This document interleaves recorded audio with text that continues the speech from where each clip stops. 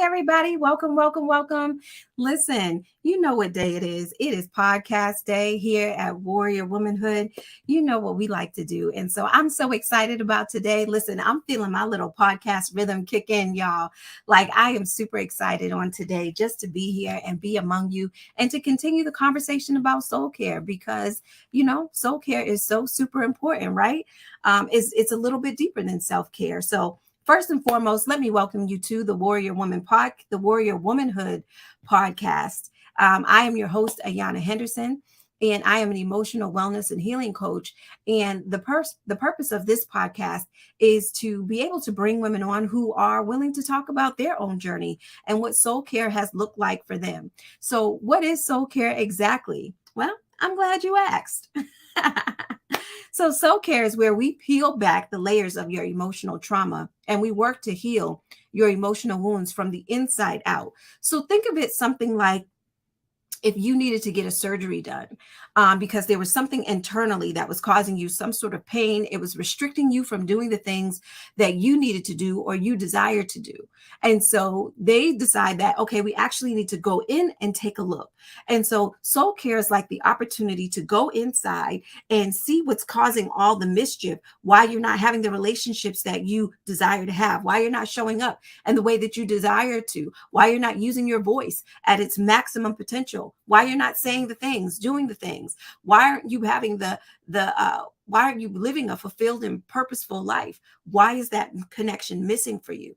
And so it's an opportunity, like in surgery, to go in and clean up all the stuff that's not really serving you, take that out, and then heal it and seal it, right? And so self-care is more like all the preventative stuff that you could have done to avoid getting to this place where you needed surgery, but it's also the things that you can do after the surgery to prevent it from happening again or getting worse or getting reinfected. And in this case, and getting wounded emotionally again and again and again with the same or similar types of trauma. And so that is what the soul care is all about. That is how I define it anyway.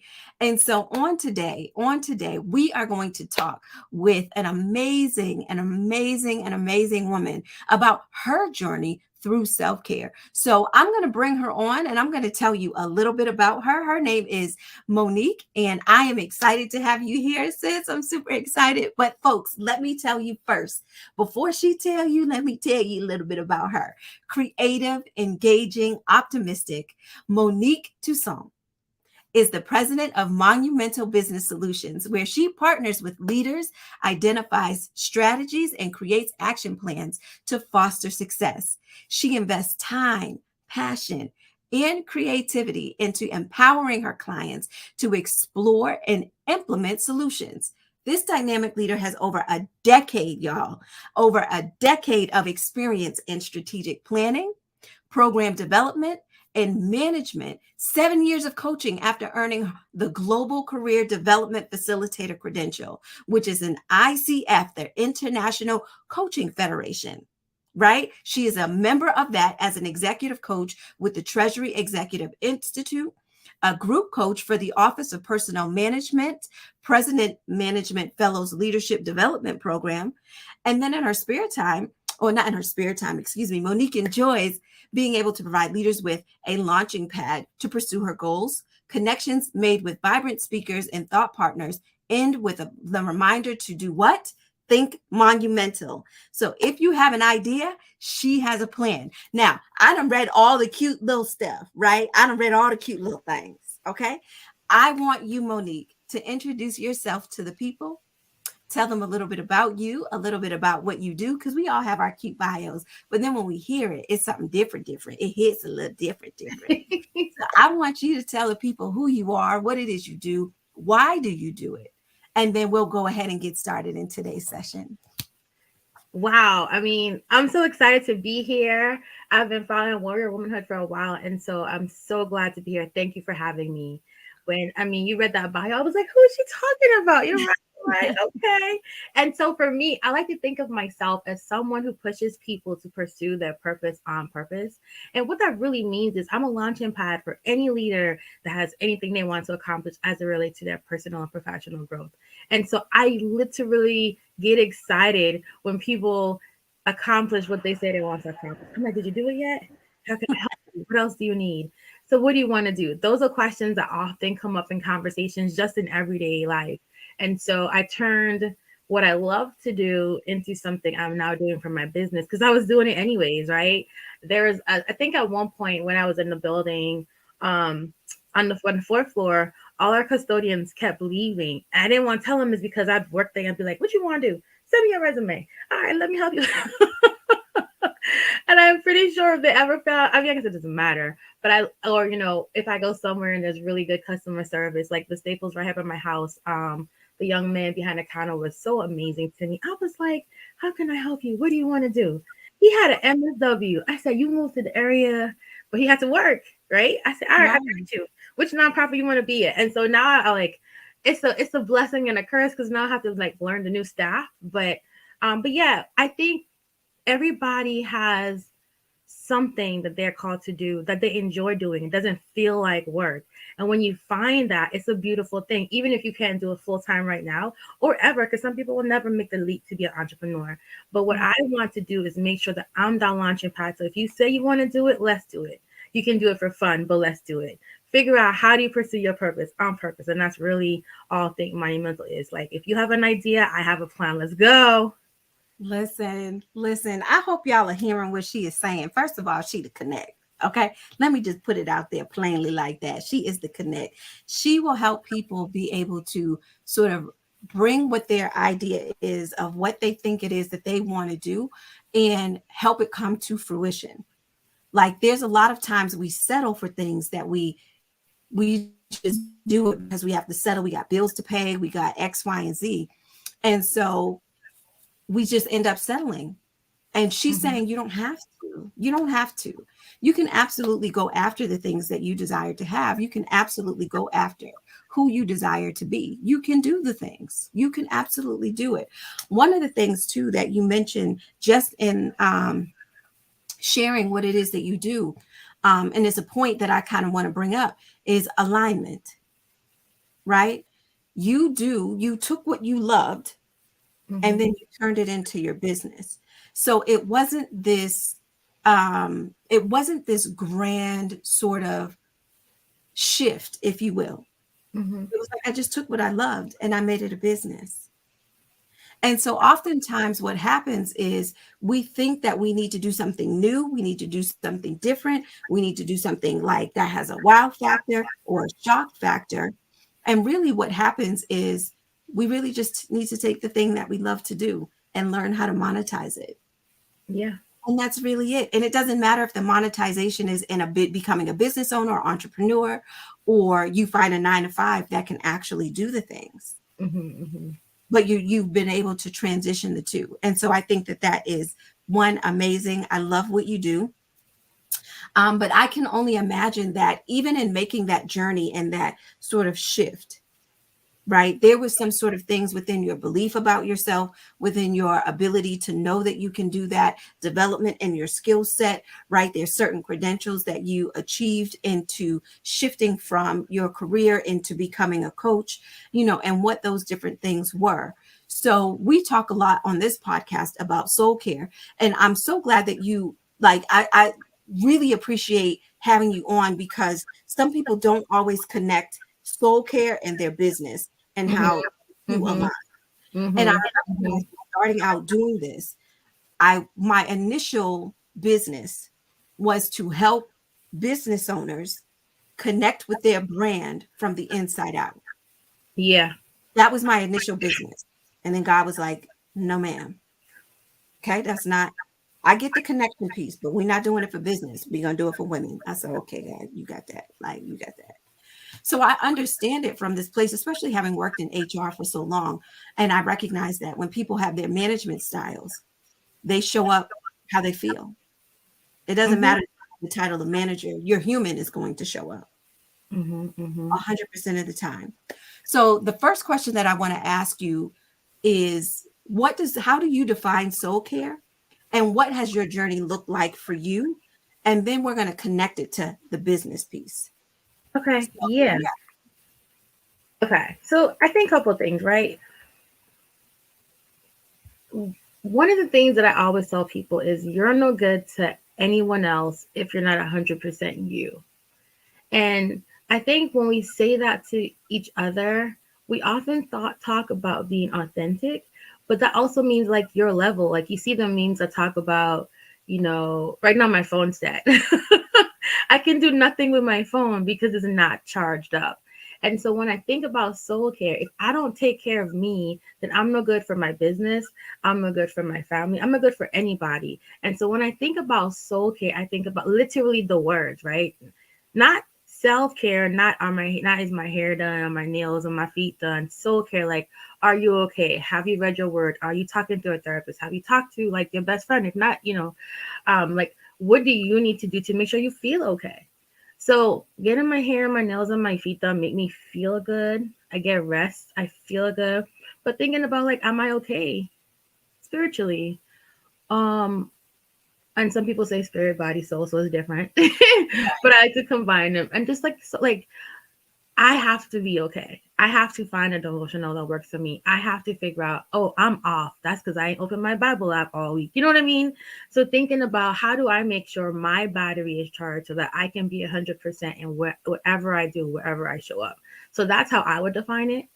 And that translates to business because like when I don't feel like it, if I don't feel good, then my business falters because it's not something I'm doing full time. So I'm like, well, if I post a video today or next week, who's gonna know?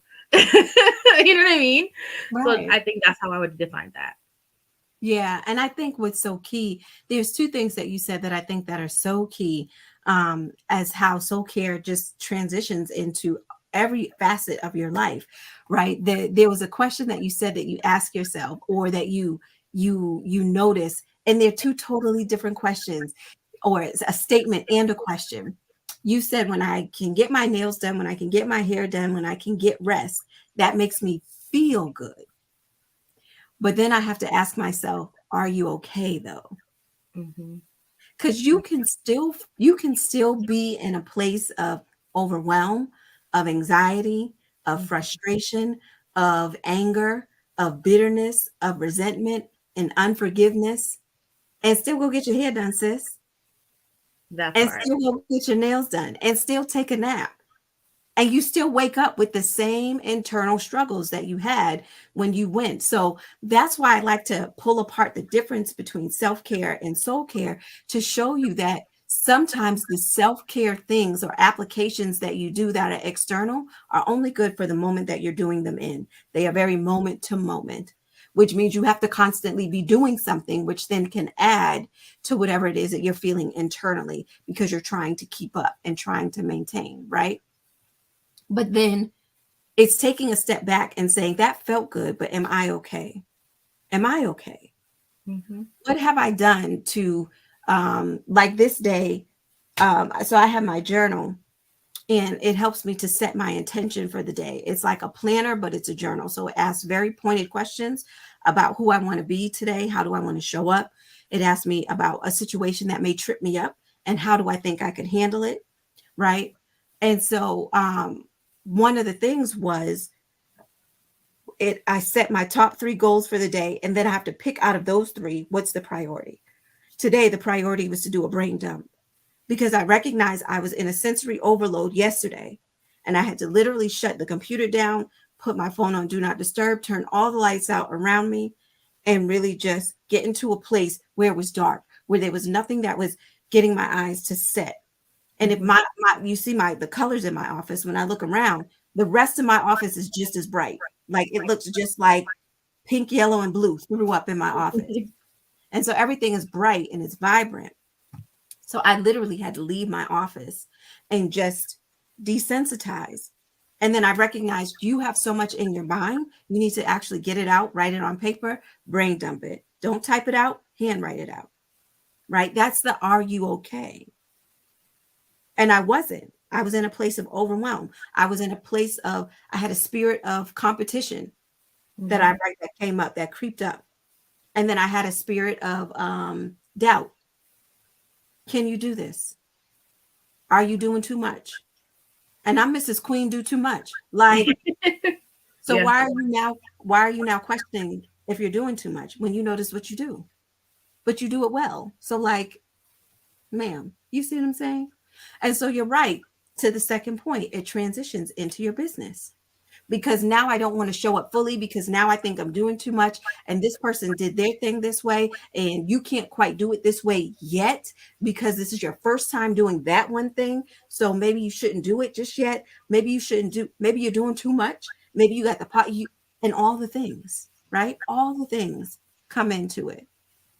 But when you start operating in a place of soul care, those moments don't last that long, right? You call your girlfriend, you call, you look in the Bible and you get the word that you need. You pray, you do all the things that you've set as part of your toolkit so that you can reset yourself pretty quickly, right? And so, with any type of soul care journey, with any type of healing journey, heck, with any type of business journey, there's always some sort of struggle, some sort of hurdle that you got to get over, like some sort of step that you have to take that's like, all right, this is doing the most right now.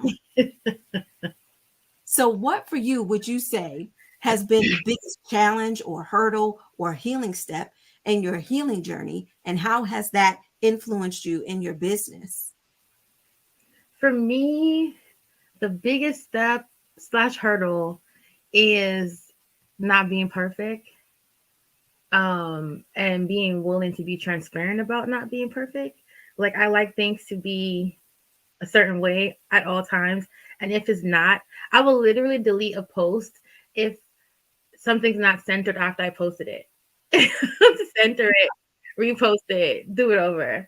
Um, or re-record a video because I stumbled on one syllable in a word.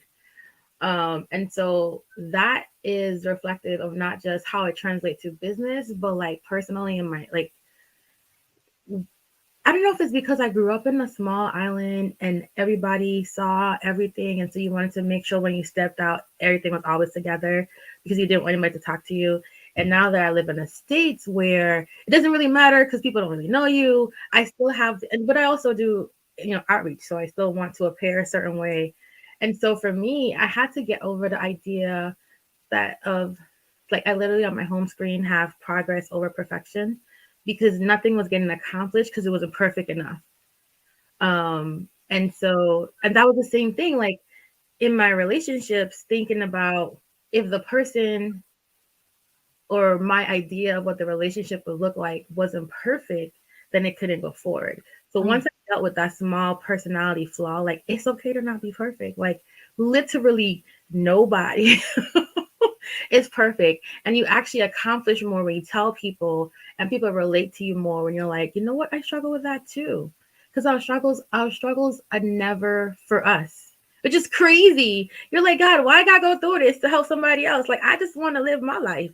And so I realized that by not sharing my struggles and by always acting like everything was perfect and I was, you know, all things to everyone at all times, that I was doing myself a disservice. And I was doing a disservice to the people I was supposed to be helping in their healing because they're supposed to see me talk about how I made it through my struggles. And so I think that was the biggest challenge, was being able to be okay saying, I'm not okay. I need a moment. I can't talk about this right now. Can we talk about this another day?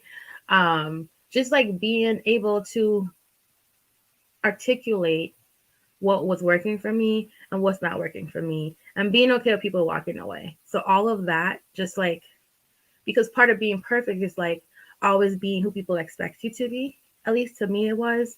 And so I think once I was okay saying, I'm not okay, I need a day or two, or I'll call you back when I'm ready, or whatever that looks like, is what helped me to heal and feel more wholesome, because now I wasn't pretending, and the pressure of pretending was preventing me from being healthy and whole and happy. So Yeah.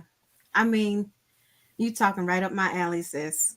I mean, you didn't have to talk so loud at me just now, but it is what it is. Because I promise you, when you deal with perfectionism, it really does stop you and prevent you from moving forward. Mhm. Because if it's not this, if it's not that, and then here's the thing, what people don't may not realize is that when you operate in a level of perfectionism, your mind is automatically centered to flaws. It's Mhm. automatically focused on finding the flaw. So it actually is not, it's not like when we do something, or when we say something, or when we go out to be or accomplish, that we're looking at all the great things. It's actually the opposite. Mm-hmm. So perfectionism makes us, it heightens, like we're hypersensitive to flaws, mistakes, errors. We Mm-hmm. go back and we critique looking for the mistake. And 100% of the time, we're always going to find it. Yeah. We're always going to find it because that's where we're focused, right? And so it does prevent. I'm glad that you said the progress over perfect. I literally had that shirt on yesterday. Mm. Perfection, and then it's crossed out, and then it says progress. And so yesterday I'm doing a workshop, a 5-day workshop, virtual workshop. And so we have to post these video testimonials, and sometimes we have to do a task that requires us to record a 30, 60, second video. And I was in my Canva mode, getting graphics, honey. It was going to be it. You hear me? And then God was like, that wasn't the assignment. The assignment was for you to promote, not to create some pretty graphics. Mm-hmm. Mm-hmm. The assignment was for you. So, and then I looked down at my shirt and I was like, Moni, do it. And so I grabbed my phone, I set it right in front of me like this, and I did a 30-second video, and I posted it Mm. real quick so that I wouldn't have an Right. opportunity to be like, oh, let me just, I posted it. I didn't correct it. I flubbed once, like my words literally just didn't come out. So I was like, I can't even finish this. So I Mm-hmm. hit it record again, did it, posted it, and called it a day. Mm-hmm. And Mm-hmm. then I challenged myself to go over the like really kind of combat the perfectionism I was feeling that moment. And so I recorded 3 reels, Mm. and I was like, you're going to post these, and you're going to let it be whatever it's going to be. And it's not a don't care in your business, don't show up a certain way. Like you said, there's a presentation, but it's also authenticity. Mm-hmm. And that will carry you further 100% more of the time, more of the time. But you're right, getting over that hurdle of dealing with perfectionism, and then being able to just go out and do the things. And your perfectionism is really like a defense and a protective thing so Mm-hmm. that nobody can reject you. Yeah. It's like at the root of the perfectionism is rejection or abandonment or shame or guilt. It's usually one of those 4 that we're trying to avoid happening. And so, like, I talk about how COVID has um, diminished some cognitive capacity for me because of how severe I had it. So a Mm-hmm. lot of things get misspelled. And you will see on my post, I can guarantee you can click the edited history and see 4 different versions of that post, because I promise you, Mm-hmm. it's where I'm at right now. And as I work to continue to build it up, it is what it is. So now I just tell people about it. Like, my bad. Yeah. Like, I've had to fix graphics and all that stuff. Like, my bad, sis. I hit the wrong number. I'm gonna fix it. Boom, boom, boom. Done. And I don't allow the shame to set in. I don't allow the embarrassment to set in or feel bad because corrected me. Mm-hmm. It's just like, hey, honey, you know this about yourself. So I'm glad somebody caught it. Fix it, done. We good. Yeah. You know Yeah. what I mean? Like, that's Yeah. how you move, one step in front of the other, right? And so with the challenges that come, there's also the reward. So what for you has been sort of the biggest reward as a part of your healing journey? Peace. Mm, I feel like people are throwing it around, don't disturb my peace, don't this, but for me it's peace or nothing at all, right? Peace above everything else. And I think because I'm less inclined, I mean, I still have it in me. I probably will always want it to be a certain way. Um, but I think I find peace. And I said what I said, and you can choose you want to do. The information I've communicated, how this affects me, and how I'm going to handle it. We don't have to continue the conversation, or the relationship. Um, but I do think like I have found this new sense of peace. And so I have this poster up here. My grandmother had told me peace, perfect peace one time. And so the scripture, I found it in Burlington, so random. It says perfect peace. And then it has Isaiah 26:3 on there, like he'll keep you in perfect peace. And so like literally, like I don't even stress as much anymore. I'm like, okay, well just fix it. You'll edit it, you'll whatever, just do the graphic. Or send Right. an email or reach out to the client or whatever it is. I feel like the biggest thing, because I was struggling with that, trying to keep everything. And so I think peace is a beautiful thing. It's an amazing thing, Mm-hmm. right?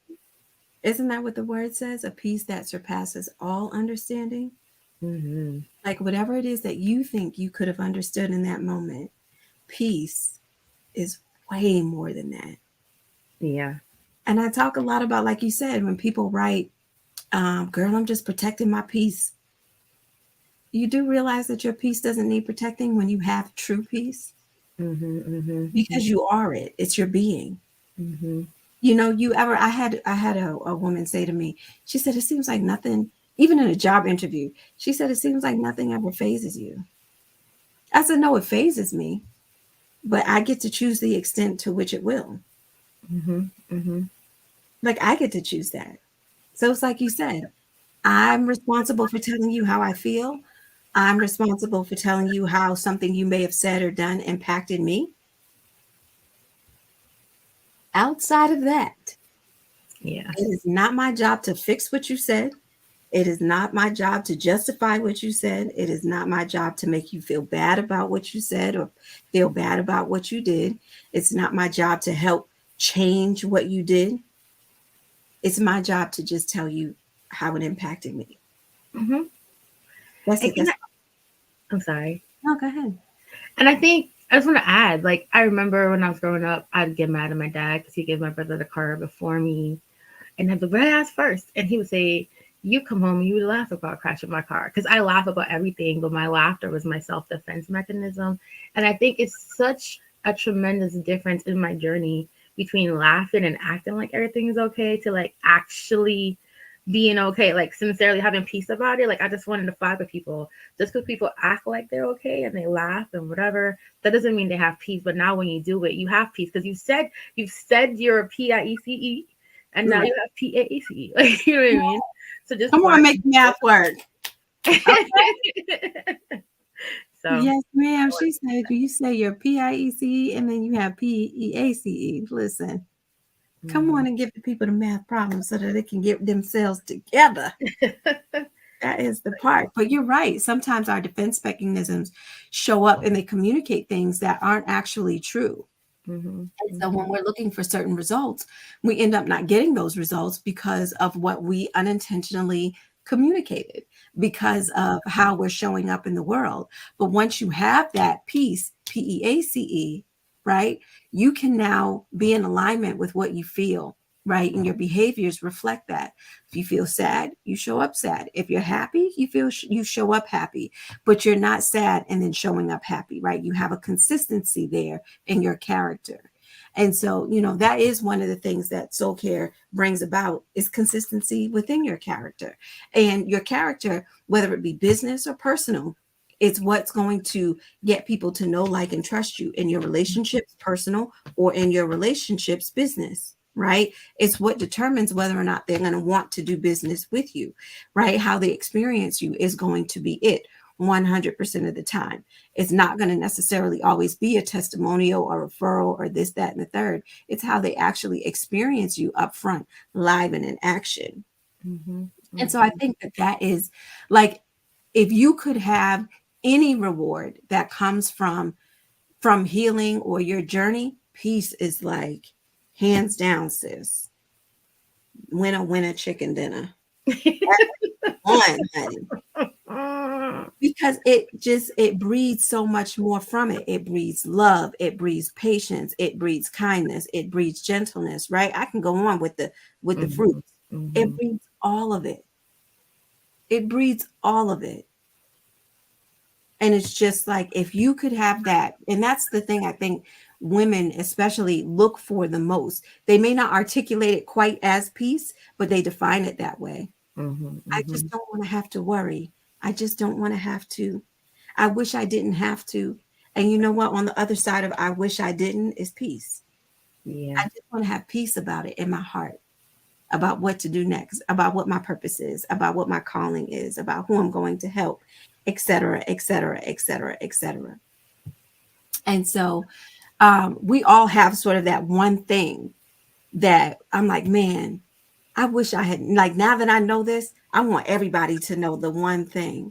So, what for you is one concept that you would want women to lean into as part of their healing from past emotional trauma?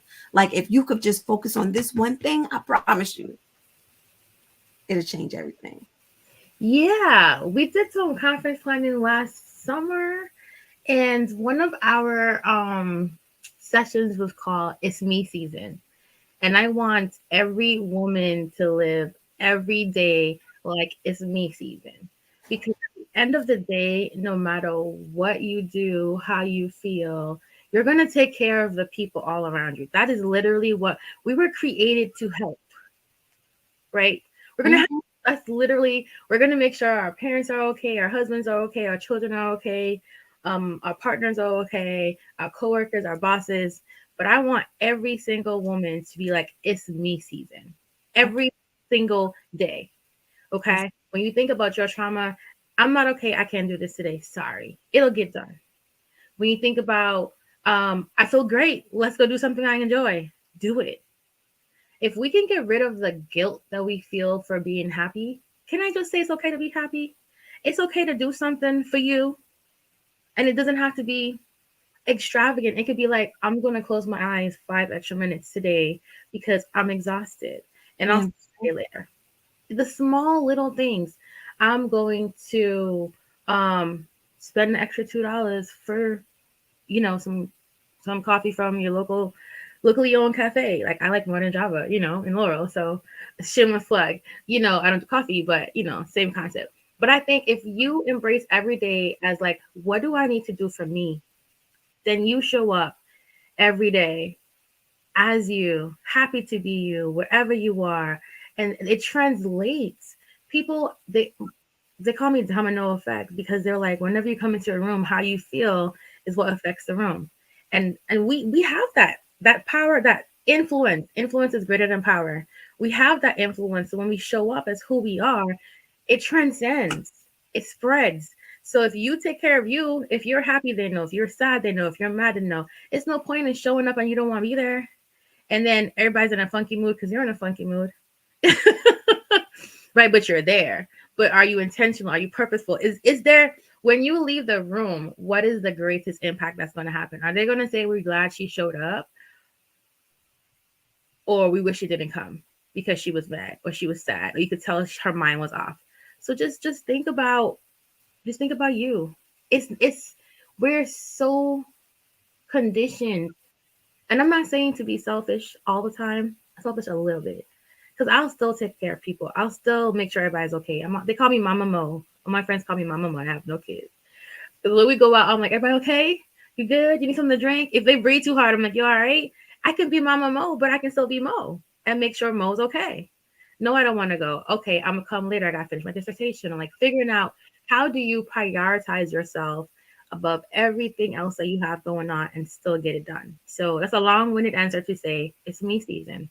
The one concept I want us all to walk away with for the rest of our life, it's going to forever be, it's me season. And it doesn't take away from who you are and what you have to do. It just makes you better at being you, at prioritizing you. Let's just say that. So, Yeah. That's good, sis. That's good. Because that's hard for us to hear and accept as um, our right. mhm. We often feel as women, we don't have that right to put ourselves first. We have to put other people first because we're so nurturing, we're so this, we're so that. And so we are, I don't necessarily, so there's hardwired and then there's wired, right? And I think hardwired, like this is your natural ability. No matter what, you're going to show up this way in all situations. It doesn't matter if you're mad, X, Y, and Z, you're at the very core of who you are. This is how you're going to show up.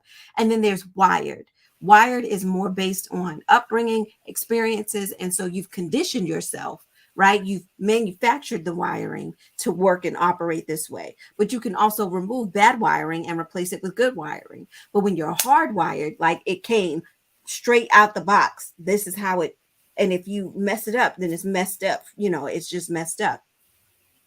So I think, for women, we're naturally hardwired to want to care for others, Mm-hmm. right? And then we have our innate wiring, which, it comes through experiences, and we confirm or affirm or not. This is how we choose to show up.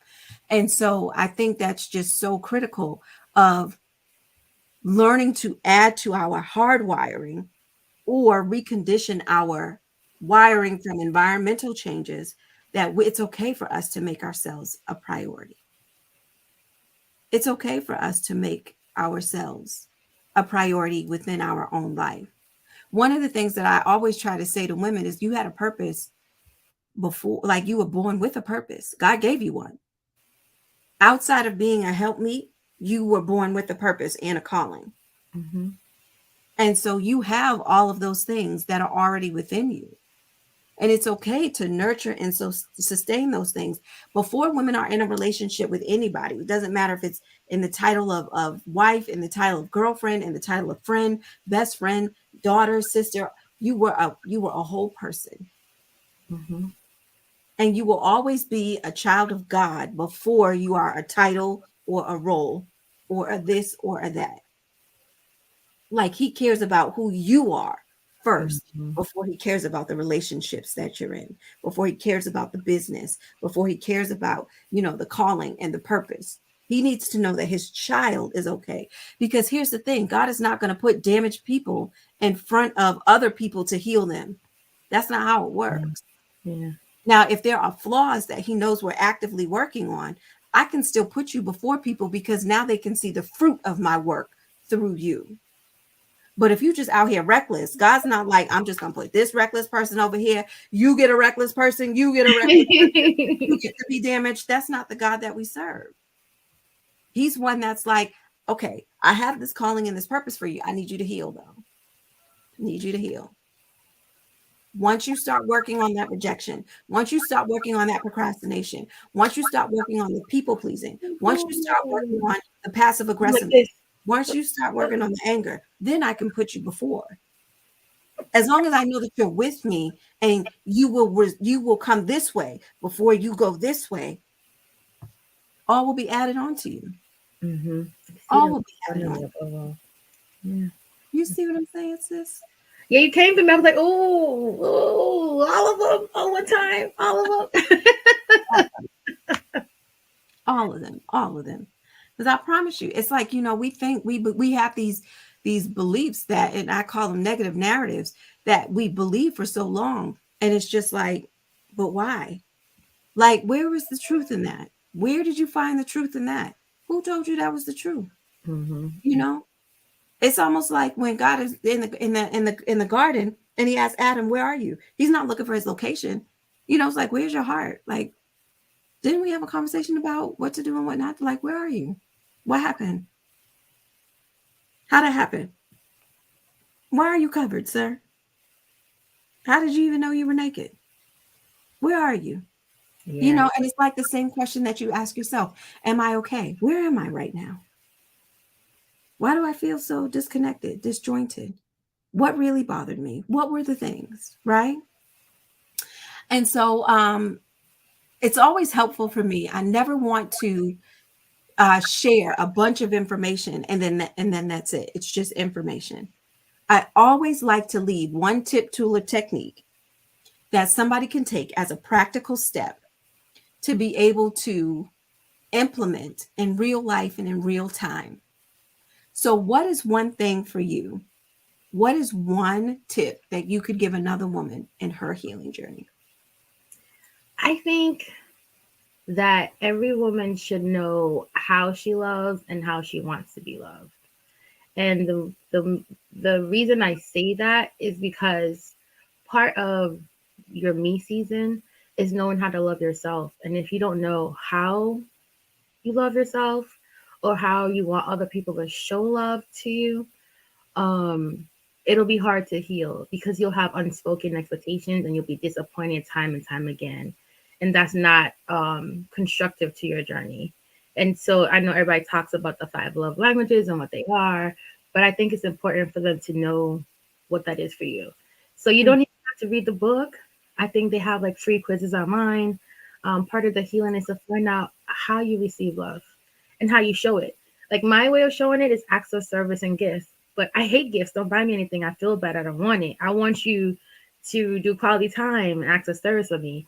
But for me, and words of affirmation, right? So thinking about what your how you receive it and how you give it is different.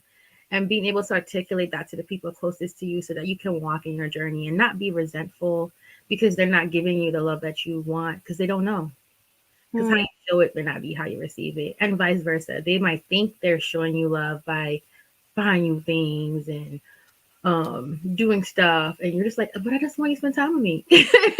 None of this matters. And so I think that the one step is to go online, take that free 5 love languages test so you can know how you receive love, and then articulate it to the people around you so they know, because they always say unspoken expectations lead to disappointment. I can't give you what I don't know you need. And yeah, and love yourself. And don't like yourself. Well, actually like yourself and then love yourself, because I can love you and not like you. Because God says I have to love you, but make sure you like yourself. Yeah, that's it. Just learn to love yourself and share how to love yourself. So and Yeah, share that's with you. good. So That's good. I usually ask a question around self-love versus self-like, but our conversation kind of shifted. And so I'm glad that you brought that up because, that is huge. That is absolutely huge. Like it's one thing to love, it's another thing. It's totally different to like. mm-hmm, Totally different to like. And when you operate love not from a place of emotion, but from like a biblical perspective of being patient, of being kind, like a biblical love is way different than the romantic emotional feelings of love that we feel from the pits of our stomach, right? It's mm-hmm, different. It requires something completely different of you. But I love the advice that you gave of, not just taking the quiz to find out how you receive love, but also how you give it and defining what that looks like for you, right? Like you said, you don't have to read the book in its entirety. Yes, it'll give you greater context, but just taking the quiz alone gives you enough information to figure out, oh yeah, I do like this. Like I receive by words of affirmation, but I give in acts of service and gifts. mm-hmm, That's how I give love. And that's a longer story because I just found out where that was rooted in. And that was rooted in my dad and my mom's brokenness. And that's how they show love. So I believe that this is how you show love. So it's not even something that I don't know that I believe 100% yet, because it was what I was groomed to do mm-hmm, based on mm-hmm, parental example. But that right for now is acts of service and gifts. But how I receive it is through mm-hmm, words and acts of service. mm-hmm. Those I talk to. But And it, think about if you were in an environment where you weren't getting the love that you needed the way you wanted it. You were getting love, but it wasn't the way you needed it. And I think part of your journey is recognizing they loved me the way that they showed love, but it mhm. wasn't the way I wanted it. But they do love you, right? And part of your journey is like recognizing and giving grace to people for loving how they love, but also articulating how you need to be loved, but understanding that they love how they love. And Right. I think that clarification in your journey will help you. It contributes to your peace because now you're not taking stuff personal, or you're not mad, or you're not upset or frustrated because you recognize this is what I need and I can articulate that or not. I just know I won't get it from you and I need to get it somewhere else. You know what I mean? Right. So Yeah. It allows you to bow out gracefully. mhm, mhm, mhm, Gracefully and with class. So you're mhm. not like, you don't give me nothing and I'm going somewhere else where I can get what I can deserve. That's all that Yeah, pastor no, is. no. But I think it's familial too. Like your family, they do what they do, and so you just have to be like, okay, I'm gonna continue to say I love you until you say it back. Mhm. And now it's natural for all of us to say it. That's my example, right? Because we Right. didn't. We weren't words. And I'm words. And I was like, but I need somebody to tell me they love me. Right. Yeah. And so now that I know I need that, like I say it and they say it back, but it wasn't something they needed because that is not part of their top two love languages. So, just I think it's important to know yourself. I know that's going to be my theme throughout this whole podcast, but I think it makes such a difference. It does. Um, so It does. So listen, y'all, this has been good and good. If you didn't get anything from it, the one thing I want you to absolutely take from it is exactly what Monique was saying. It's me season, right? It's time to make yourself a priority. It's time to decide to put you first. You get to take care of you because it's your life, right? When we talk about the things that you can control and the things that you can't, you absolutely have 100% complete total control, authority, and autonomy over your life and how it looks for you. Nobody else actually gets to decide that. Like, I want you to know that nobody else actually gets to decide what your life looks like. Now, you can incorporate people into your life through relationships, but even they don't get to decide what your life looks like. God cares about who you are as a woman before he does you as a girlfriend, as a wife, as a sister, as a friend, as an aunt, as a, all the things, right? He cares about who you are and he cares about your soul, right? God doesn't save the human body in flesh, he saves your soul. And this is why soul care is so important. This is why it matters the absolute most. Like, I really want you guys to take that home. So, I want to make sure I get people your contact information, sis. So you can follow Monique at Think Monumental or slide on over to her website at www.monumentalbusiness.com. Monique, is there anything last that you would like to say to the women out there listening? no, I think that you deserve you deserve to be the best you, to make yourself the happiest you, so that you can show the world what God created you to be. So don't forget, think outside the box, think above average, think monumental. Yes, ma'am. Yes, ma'am. Yes, ma'am. So, listen, this has been another episode of the Warrior Woman podcast. I thank you all so very, very much for tuning in today. Listen, we also have the Soul Care Success Series. The Soul Care Success Series also airs today as well at 7 p.m. Eastern Standard Time. And so, if you want to be a part of that, this is where you have an opportunity as a speaker or a business owner to come in and teach. And so you still get a second pouring. You get the first pouring through the podcast and the second pouring through the Soul Care Success Series. So you want to go ahead and register for that. There's no cost. It's an investment-free opportunity except for time. That's all we ask. And so this has been, listen, an amazing conversation. I want to remind you all that it is you season. It is me season. Say it with me. It is me season. Yes. Season. Right. It is me season. And so I want you to go out there and, live fully, live totally, and live wholly. And I thank you so very much for tuning in. Monique, I thank you so very much for joining me here, sis, today. And listen, keep tuning in, keep coming in. Wednesdays are for Warrior Womanhood, and I'm so excited to have been before you for this amount of time. Thank you so much for hanging out with us and for tuning in. So we will see you all next week, next Wednesday. Take care, everyone. Bye. Bye.